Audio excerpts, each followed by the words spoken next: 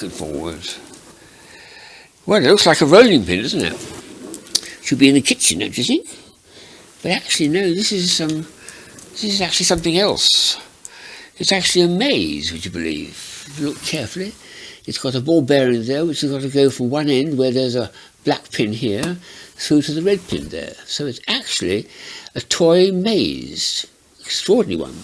And I bought quite a few of these along to show you. This is one of the complicated ones, so I thought I'd start with simple flat mazes. We'll come back to that later and I'll show you more detail. So here's the flat mazes, and some of them are very exotic. There's two particularly exotic ones here which are flat mazes. The first one is from about 40 years ago, when they still allowed you to have mercury in it, and these are blobs of mercury, they're not ball bearings. If I get them together, you'll see they'll coalesce into a single blob like that. Extraordinary.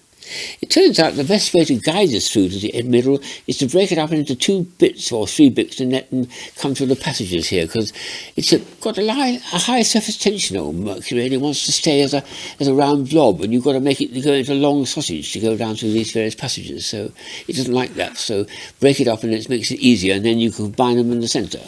So this came out about 1978 it was actually made from Long Crane and Broxton, and I bought it in 1981. I've had this, and it's still going. It hasn't got any dust in it or anything, slightly scratchy surface, but a lovely quivery bit of mercury, which is then unfortunately banned because it is poisonous, so I wouldn't take it out of its piece, out of its box. I can't actually, so that's safe enough. But so that's a funny one. It's not a ball bearing.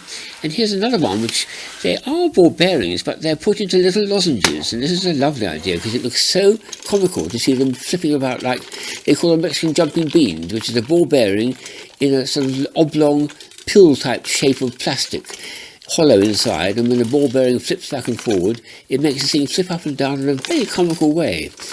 And it's a very simple maze. You've got to take it from the outside to the inside, back and forward, but it's a lot of fun to do and quite skillful as well, because they flip and they misbehave in a very, very difficult way to manage. Nevertheless, I have managed to get it in a couple of times into the very centre, all 5 of them, all four of them, 2 green, a pink and a black. That's made by a company, Puss Puzzles, I think it is, from Germany. Herr Breiter, I used to meet him at Nuremberg, and he invented this about 30, 40 years ago, I think it was. A very unusual version of a ball bearing maze. So the next one is, again, a ball bearing maze, but with a little twist to it. Both these are the same idea. There's a ball bearing at last. You can see a proper ball bearing. You've got to move this to make it move around.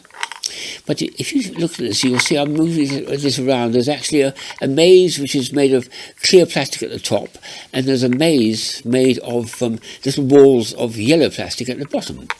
So there's 2 mazes, one from the bottom sticking upwards, and one from the top sticking downwards, and you've got to manipulate it through. So there's 2 different mazes, from a start position, which is probably here, to a finish position, which is somewhere else. Oh, it's over here, that's right.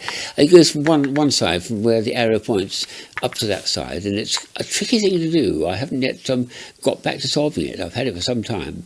And the same idea is this one here, which is much smaller, but very neater in a way. And again, it's 2 mazes, a top maze and a bottom maze. In this case, when you finally solved it, you can actually take it out of there and put it into your hand if you want to finish it.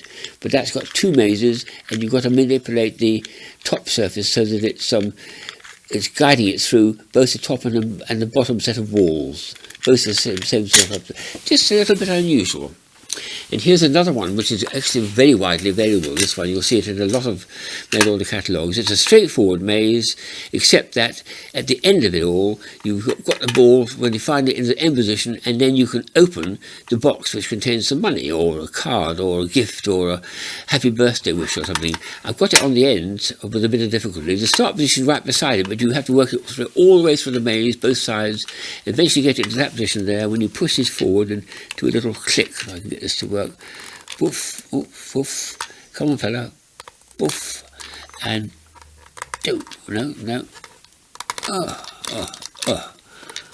Got to push it up.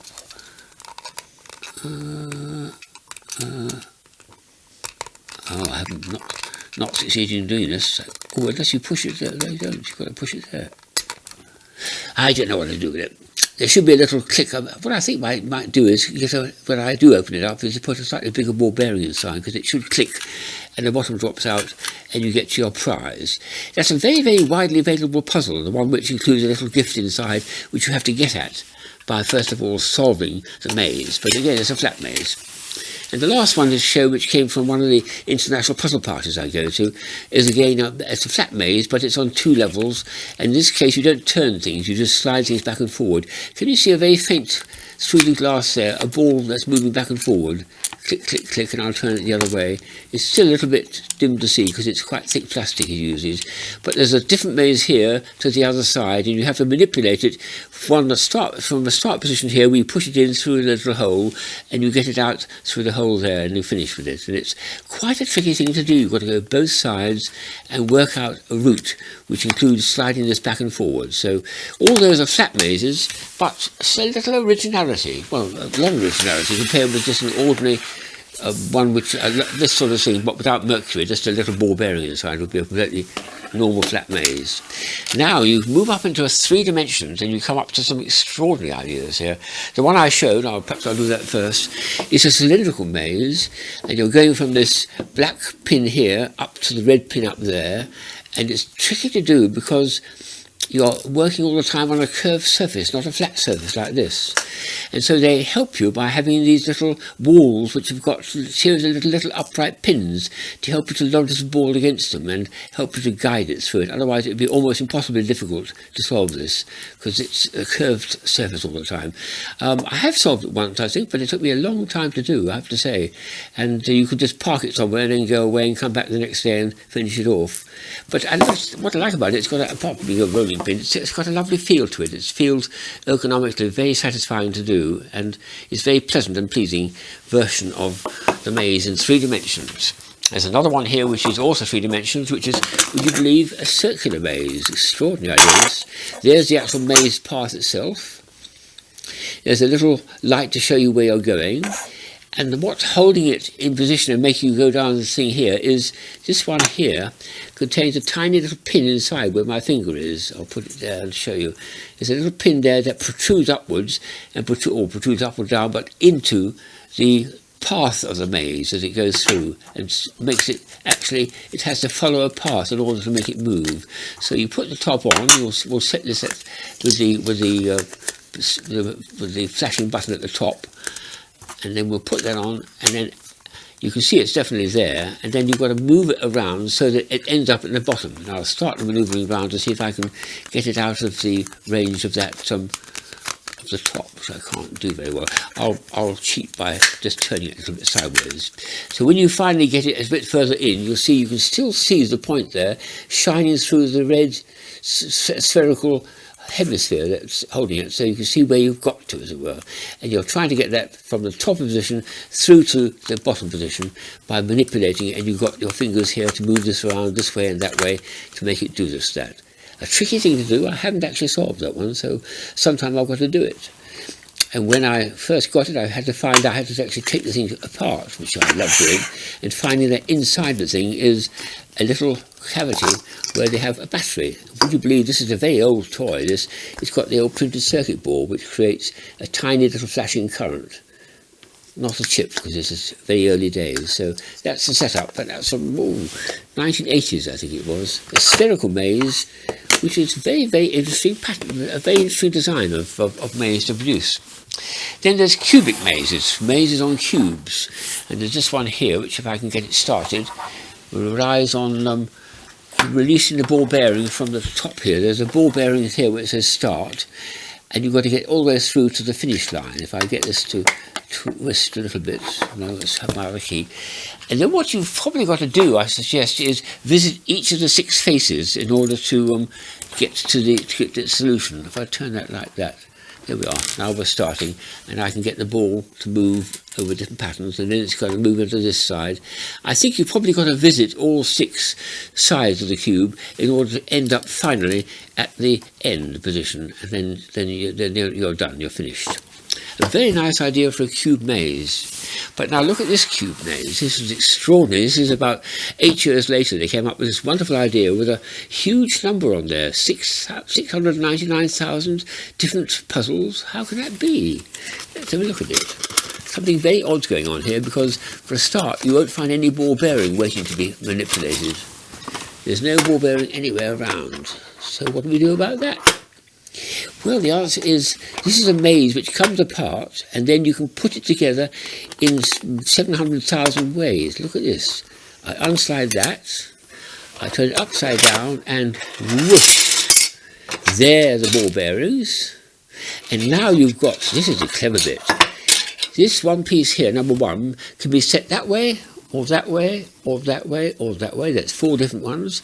The same thing with this one, and it's 4 to the power of 6. There's about 2,000 different ways of putting these in orientation.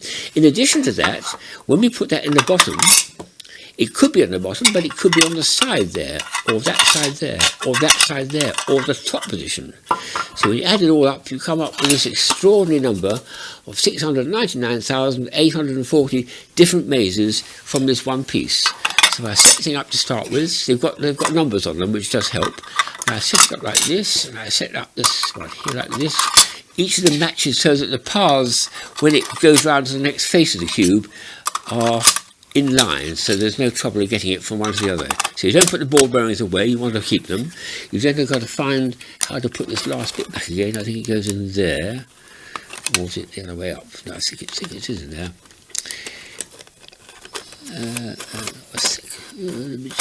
Let's check this. Oh, that's probably down like that, no? I'm not sure how this one goes, actually. Anyway, I won't.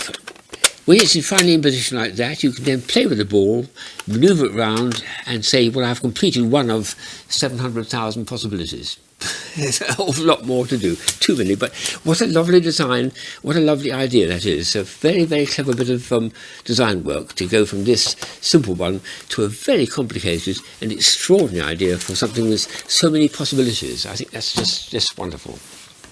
There's another one here which is very extraordinary, because it's actually a working pen, would you believe? This is something we put in the Christmas pack a few years ago. I'll cheat it by taking that out. Here's the maze on it. There's a sharp point in the end of this screw thread which screws in, and when it's screwed in, it now penetrates into the paths of the maze, and it means in order to solve this, you've got to actually manipulate it through, in, out, there, and it might take a bit of time to do. The trouble is, if you're on the phone to someone and you want to note a number down, you can't do it quickly. So you have a cheat whereby you unscrew it and then you can put it straight through. And there we are, there's the pen coming out and I can write with it. So that cheats it, but it's nice to have that. But then when you've got more leisure, you can slowly work your way out and follow the maze and see if you can solve it the proper way. So it's a bit of fun. And the last two are really very extraordinary, unlike anything else. This is Oscar vandeventer, a very, very talented Dutchman who makes the most extraordinary puzzles. This is a maze definitely on 3 dimensions, and the idea is to go from somewhere. There's a square box here, which is the start position. There's a round circle here, which is the finish position. But the same thing occurs on each of the sides. You've got to start with the box of the red side, of the green side, and the blue side. You've got to start in each case with the piece actually in the box, and then move to where the circle is.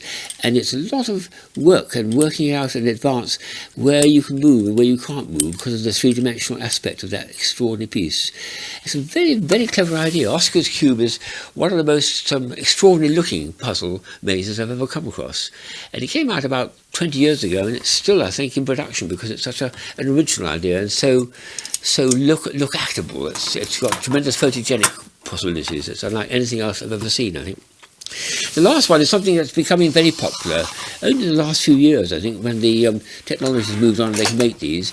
It's one of the ones where you have a ball bearing, which is hidden away in here, and it's got to work through the maze. You've got to move all sorts of different directions, and things move about, and eventually get it back to the finish. It starts there and finishes in the next channel next to it.